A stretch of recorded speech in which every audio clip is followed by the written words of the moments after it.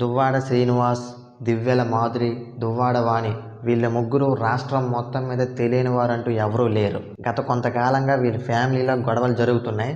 అవి పక్కన పెడితే రాజకీయ పరంగా ఇప్పుడు మనం మాట్లాడుకుందాం. టెక్కలిలో దువ్వాడ శ్రీనివాసరావు గారు ఒక స్ట్రాంగ్ లీడర్ అండ్ ఈయన వైసీపీకి దొరకడం వైసీపీ అదృష్టం.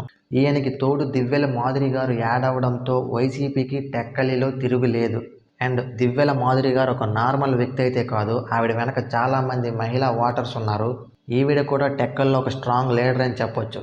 అలాగే దువ్వాడ వాణి గారు కూడా టెక్కల్లో ఒక స్ట్రాంగ్ లీడర్. ఆవిడ కూడా వైసీపీలోనే ఉన్నారు. కాకపోతే ఈ ఫ్యామిలీ ప్రాబ్లమ్స్ వల్ల ఆవిడ జనసేనలో చేరుతారన్నట్టుగా ఒక సమాచారం. ఒకవేళ అదే నిజమైతే దువ్వాడ శ్రీనివాసరావు గారికి నష్టమా లాభమా అని చాలామంది అడుగుతున్న క్వశ్చన్ ఇది. నాకు తెలిసినంత వరకు దువ్వాడ వాణి గారు జనసేనలో చేరడం వల్ల దువ్వాడ శ్రీనివాసరావు గారికి ఎటువంటి నష్టము జరగదు. ఎందుకంటే టెక్కల్లో దువ్వాడ శ్రీనివాసరావు గారికి అభిమానుల కంటే భక్తులు ఎక్కువ. అండ్ ఇంకో విషయం ఏంటంటే దువ్వాడ వాణి గారు జనసేనలో చేరడం వల్ల అచ్చెన్నాయుడు గారికి కొంచెం మైనస్ అవ్వచ్చు. టెక్కల్లో నేను ఎక్కువగా విన్న న్యూస్ ఇది. మరి దీని మీద మీ అభిప్రాయం ఏంటో కామెంట్ చేయండి.